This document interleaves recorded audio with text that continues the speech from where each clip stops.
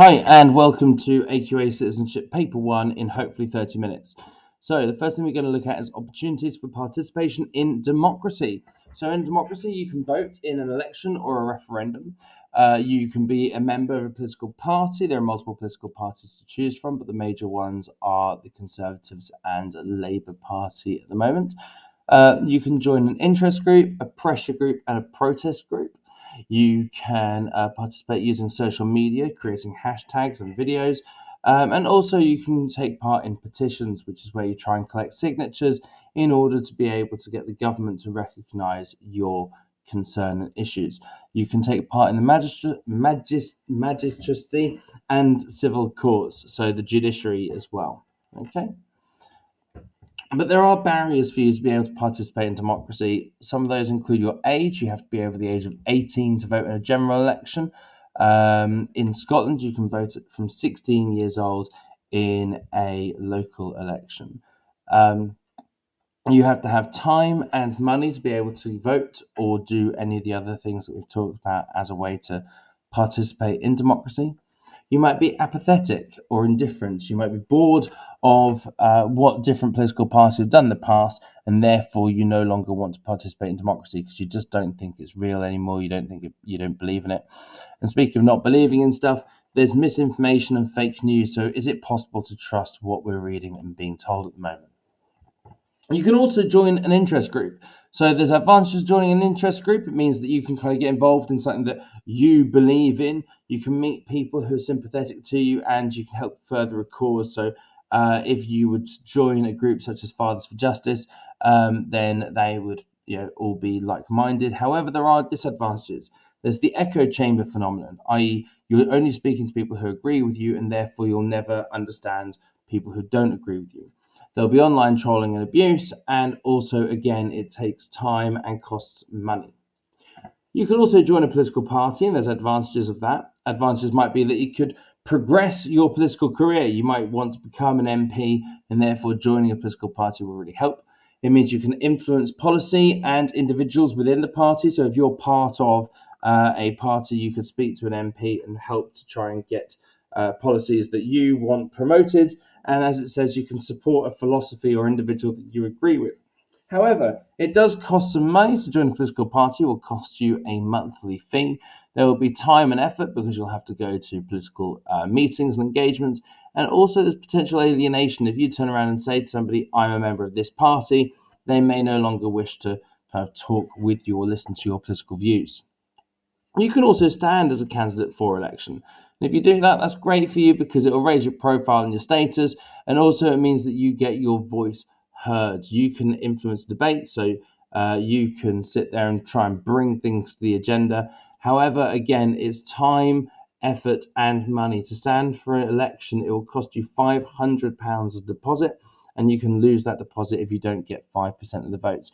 You can also open yourself up for ridicule and abuse. So you might end up losing to a joke candidate and therefore looking bad, and people can then tease you as a result of that. So the role of the interest groups and pressure groups, they have to campaign for a cause or a policy. They represent a specific group or a small kind of group of people, and they raise awareness of a problem or issue. So Stonewall work for the LGBTQ plus community. Extinction Rebellion are environmentalists. Leave.eu wanted to leave the European Union. They wanted Brexit to happen. And Fathers for Justice were big fans of fathers being allowed to see their children. We also have trade unions, and trade unions' number one job is to represent their employees. So teachers in schools are often represented by a trade union. The largest one is the NEU, and their job is to represent the employees. They also campaign for employee rights. They organise and vote on industrial action, so that means striking quite often.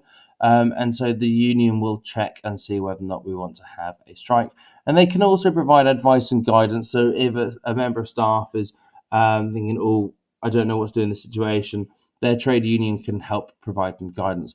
There's Unison, which is the largest union, the PCS, which is the trade union for the civil service, the NUS, which is the National Union of Students, and then the NEU, which, as I say, is a teachers' union.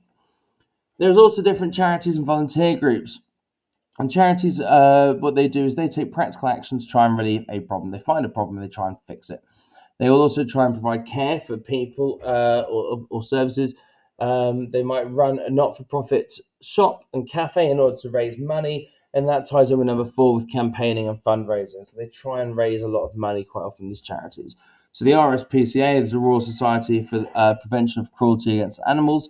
The RNLI is the Royal National Lifeboat Institute.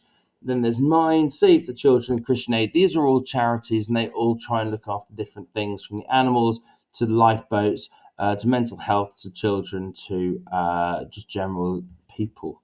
Then citizens can work together and they can join different groups. So with Extinction Rebellion, they've worked together to try and raise again about climate change, and they do that through civil disobedience quite often, and protest. That means gluing themselves to trains, etc.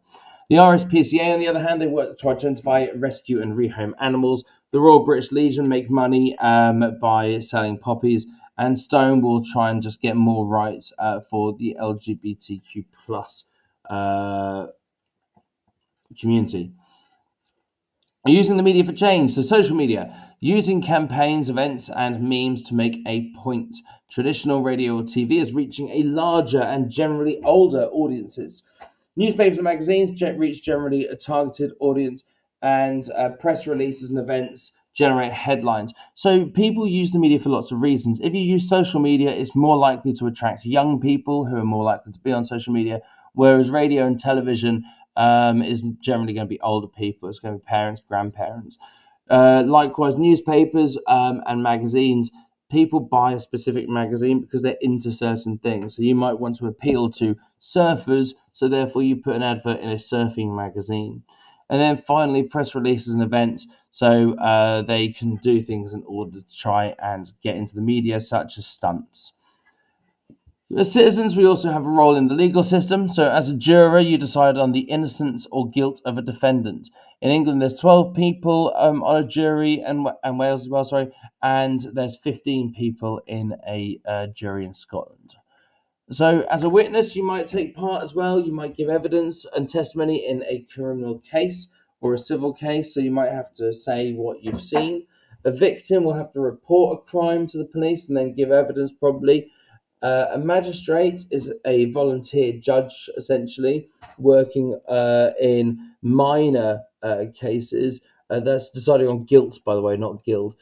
As a special constable, so a special constable, they are voluntary police officers who assist the regular police when they are needed.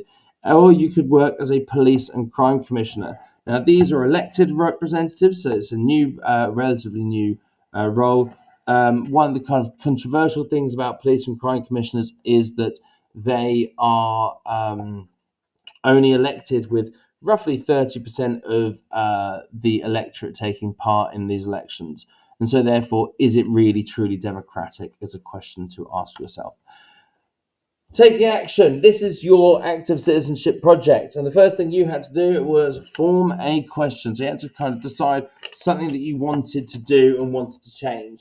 You had to form a hypothesis, like something that you thought, actually, this might be what's going to happen. And then you had to plan out a method. How are you going to make this thing happen?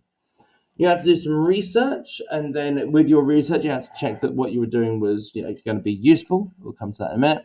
You then had to analyze data and results, and finally, you had to evaluate the research that you did.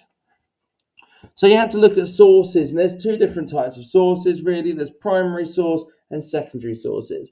Primary source is information that you found out yourself, whereas secondary sources are things that someone else has already found out for you. So if you did a survey, that was primary. If you looked something up online, that's secondary. And so there's also textual types of evidence. That's if someone's spoken about something, or if you read it in a book or an article. But then there's statistical. So if you found, 17% of people think this, then that's a statistical bit of evidence in the source. The source becomes either, you can have reliable and unreliable sources, and the reliable source will not have bias. You won't see emotive language in there. Everything will be factual, evidence-based. They'll list where they got their information from. There's going to be clear authorship and funding, so you'll know who's written it, why they've written it, and whether or not they're getting money for writing it. Kind of like when you're on social media and you see the adverts, and so it says like this advert has been sponsored by. Can you actually trust that product because it's been sponsored by this person? They paid money to be there, and also not publicly editable. So if you're on Wikipedia, then that's not really reliable because anyone can go on and change it, as it says here. However, the BBC, we would say, is reliable. It's got clear funding and it shouldn't have any bias. The census happens every few years, and they collect information. They collect data about people from the government, and it is reliable. It is factual. There is no bias. It is just numbers. The ONS is the Office of National Statistics, and again, it is reliable and factual, whereas social media is unreliable because people might find, you don't know who's writing things on social media. Everyone can be kind of hidden away. And tabloid newspapers are unreliable because their job is to sell newspapers, and so therefore they become more emotive to try and make you buy their product. A hypothesis is an idea that's yet to be proven or disproven, whereas a theory is an explanation supported by the majority of available evidence. So quite often when you were doing things, you were doing hypotheses at the start because you hadn't looked at any information, and then you might draw up a theory afterwards because you found out information. You've looked at, can it be done? Is it feasible? Can it be done? Is it reasonable? Is it biased? Okay, so has your question been biased from the start? Were you looking to try and change something that was always going to get the same results? Is it new, or is it something that's been done before? And is it relevant? Okay, is there any purpose? Is it topical and controversial? Because your act of citizenship should always try and be topical and controversial. You also will need to have evaluated your research. So in that, you'll need to say, did you prove or disprove your hypothesis? So the thing that you came up with at the start, did you prove that or not?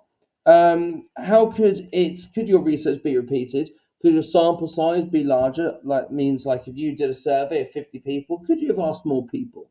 How could you make it better? It's saying, were there problems with your process or method? Did you get things wrong?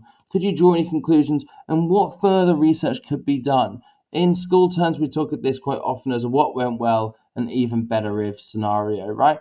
And so we want to see from here that you've kind of reflected upon what you've done and learn from it. Where does power reside in the UK? So we've got democracy, and democracy means the government of the people by the people. And we live in a representative democracy. We elect MPs, they are representatives, to represent us. Other countries have direct democracy. That's places where they use lots of referenda or referendums. We have had a couple of referendums in the UK, but not very often really. And so we wouldn't be able to describe ourselves as a direct democracy, but we do sometimes have a bit of a hybrid between the two. A presidential democracy is found in America, where they have a president. The values that underpin our democracy are the idea of human, individual, and civil rights. We all have different rights. We all have responsibilities, and we have responsibilities maybe to obey the law, and also we have to then look at the rule of law, i.e., everyone is equal under the law. And again, here you can see equality. We shouldn't be discriminated against for any purposes in a democracy. The power of the governments and cabinets. So they can make policy decisions and set the direction. So the government and cabinet make the direction of the government, how the Prime Minister as well, set the direction of the government and what they're going to be doing. They write and propose, and they pass legislation. Legislation, remember, is a fancy word for laws. They handle relations between the UK and other countries, so they get to go and speak to other countries, and they represent the UK on a global stage. So if we send a member, the Prime Minister to another country, that Prime Minister is representing the UK in that country. Whereas when you go on holiday to another country, you're not representing the entirety of the UK. Then also they run individual government departments. So there's lots of departments. There could be a Department of Health. There could be a Department for Transport. And so there are people in the government who run each of these departments, and they try and make sure that these governments are run properly, these departments are run properly. And then they also handle events and crises. So if there's a problem, if a war breaks out or something like that, then what they'll do is they will, the Prime Minister might have to go in and actually deal with that and talk about that. Here we talk about the Prime Minister. They appoint the Cabinet and the Government Ministers. The Cabinet are the closest allies around the Prime Minister, and the Government Ministers are also really powerful MPs, usually. So they set policy and legislation and direction for the government, same as we just said, and they negotiate and confer with other leaders. So they talk to other world leaders to try and sort out potential political disputes. They lead their party, they respond to crises and events, but they can also grant honours. They can make people lords and sirs and knights and stuff like that. The role of Parliament and the civil service. So Parliament has to vote on the passing of legislation, amending and updating legislation, representing their constituencies, often if they're an MP, and also holding the government to account. So in Parliament, you have the House of Commons and the House of Lords, and so they both do those things. Lords do not have constituencies to represent them. Then you've got the role of the civil service, and the civil service quite often comes across as quite boring, but actually civil service is really, really important because the people in the civil service do not change. They stay there all the time. So even though a government might change, the people who run the day-to-day, as it says, the routine administration, the day-to-day stuff, they are there, which means they're experts. And because they're experts, they advise ministers, because ministers aren't always experts on what's going on. So they advise the ministers on what to do. And also, when a minister makes a decision, they make sure that that decision is carried through. So if a government says we want to leave the European Union, for example, then it's the civil service who are going to be the ones who are actually trying to work out how to make that work. The monarch also has a role. They're the figurehead of the UK, and they have a weekly meeting with the Prime Minister. And again, they act as an experienced advisor. So they've met, well, particularly the Queen had met many, many people, many Prime Ministers in her reign. King Charles is now on his first Prime Minister, but it is likely that the monarch will see or oversee the leadership of many Prime Ministers, and they are to be an advisor for them. The role of the judiciary. So the judiciary, again, quite often we just mean judges by that. You can look at the J and remember judges. And they interpret the laws that have been passed by Parliament. They decide upon liability sometimes, and they also decide upon sentencing.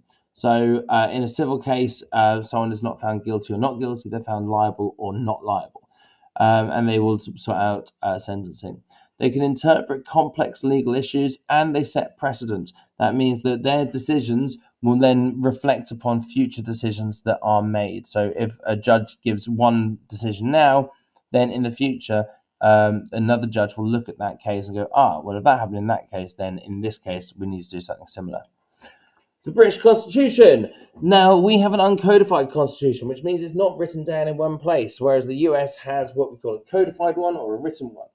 And we've got several sources of ours. So one is the relationship between the institutions. That means how does Parliament work with and government work inside Parliament, the House of Lords, the House of Commons, and how they all work together. Then there's existing law. There's legislation that has been passed by Parliament. And also we have tradition and history or common law. And common law is often set by judges. So they come up with new ideas in... not new ideas. A judge will make a passing or a ruling on something, and that can create common law as well.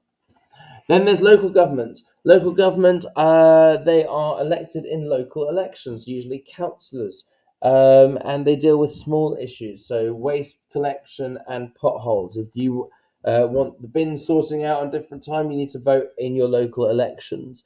They are funded through two different major streams. One is council tax, which everybody pays as long as you live in a house that is fixed. So you don't pay if you live on a boat, you don't pay if you live in a van, but if you live in a house, then you do. And also central government. So they get given money by central government. That's the government of the day in order to help pay for stuff. We also have devolved governments. Now, devolution is the process of kind of giving away power from central government to the smaller governments that rule over the different nations in the UK. So there's a Scottish Parliament, a Welsh and Northern Irish Assembly, and they are elected by the people of those nations. So they have power over matters including health, education, crime, and punishment, but they can't deal with some other things. So therefore, they can't deal with defence and foreign affairs. So Wales can't take us to war. Scotland can't take us to war, but they can run their own education and healthcare. And so we can move on. If you want to stand for election in the UK, you need to be 18 years or older. You need to be British, Irish, or a Commonwealth citizen. You need to be nominated by either a party or an independent candidate. And you need to be not in a disqualifying profession. So judges aren't allowed to stand, neither are police officers or bishops. You also can't if you have a criminal record in the past few years, because you're not allowed to. How are MPs, candidates be MPs?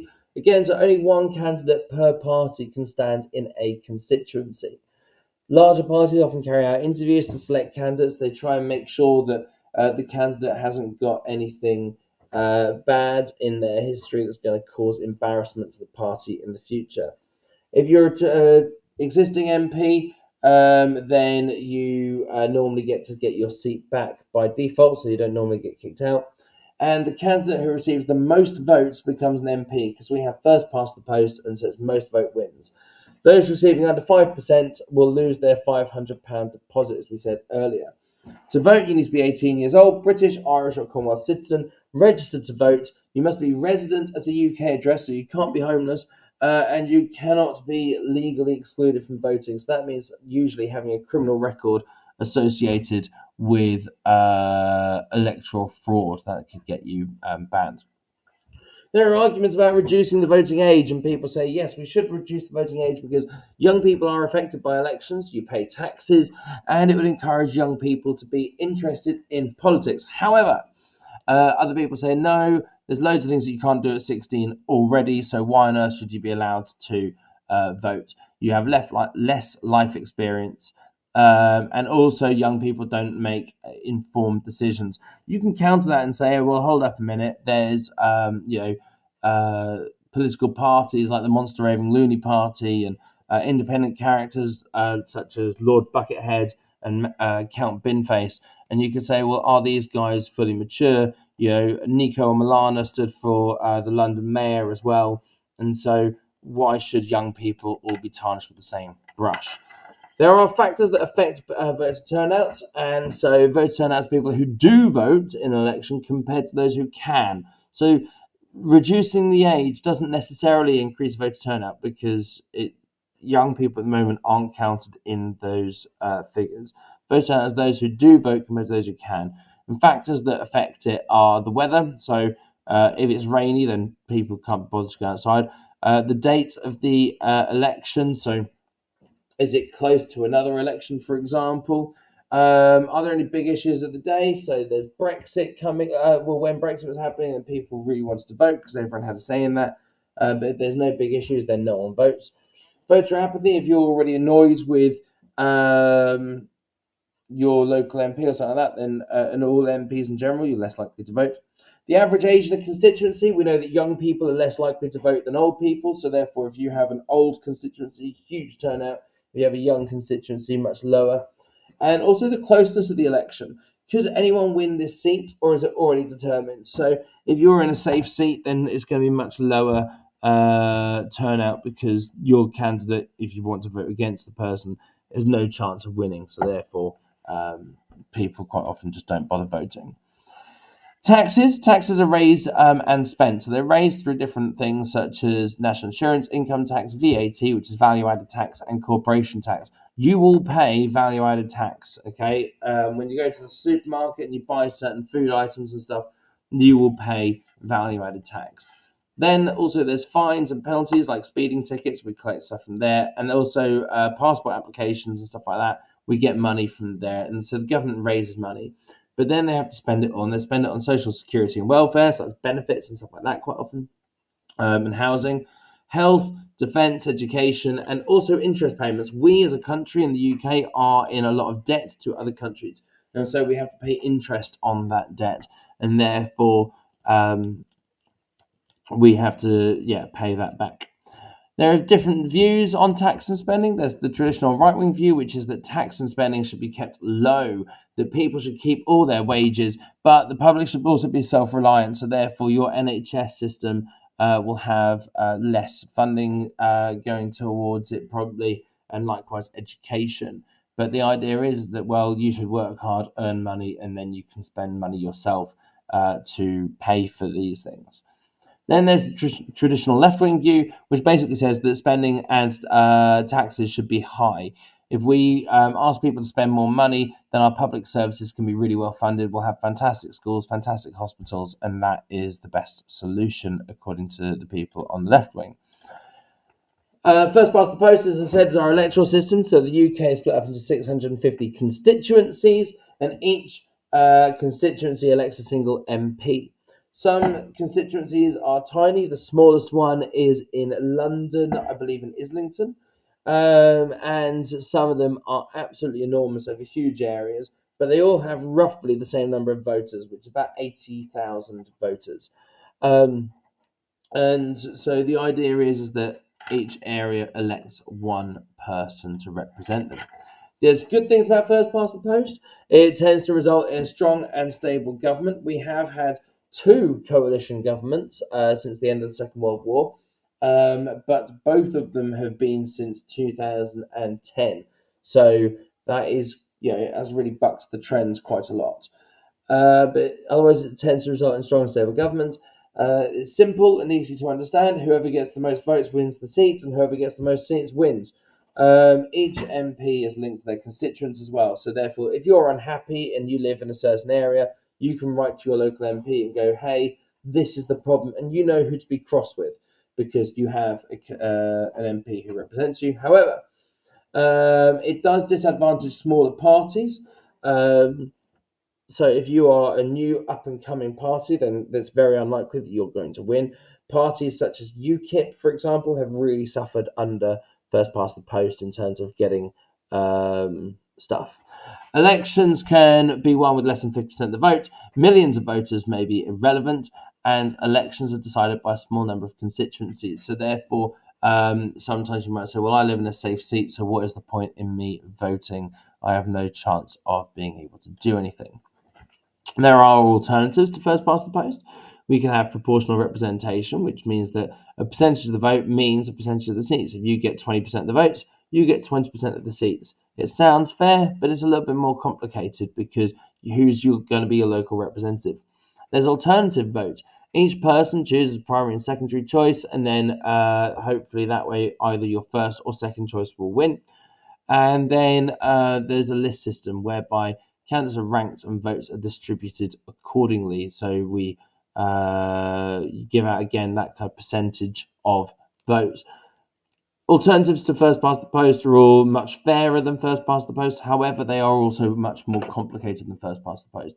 The huge advantage of FPTP is that it is simple, it is easy to understand, it is therefore cheap, fast, and it can increase voter turnout. The more complicated the system, the less likely you are to have high voter turnout. Government is in 3 parts. There's the executive, which is the Prime Minister and the Cabinet, the legislature, who is Parliament, who vote on laws and amend legislation, and the judiciary, which is the courts, and they interpret laws. Our Parliament is bicameral, so it's got 2 chambers, which is the House of Commons, which is elected and therefore more powerful, and the House of Lords, which is appointed by, essentially the monarch, but under recommendation of the Prime Minister. So therefore, they are less powerful because they have just been appointed as opposed to elected. Then there is some key people in the House of Commons. The Speaker is the person who calls people to order and makes sure that everyone gets a chance to speak and ensure that the rules are followed. There's Black Rod, who's responsible for security within Parliament. They knock loudly on the door at the opening of Parliament each time. The whips are members of the MPs, and they're tasked with making sure that MPs do as they are told. Front benchers are usually really trusted MPs, either on the government or in the opposition. And then in order to form a government, they are formed by whoever can command a majority in Parliament, which is usually the leader of the largest party. If they can't do this on their own because they haven't managed to get over the threshold of 325 seats, that's how many you need, then they form a coalition government. And as I say, that has happened twice. Best of luck in paper 1, and thank you very much for listening. Bye-bye.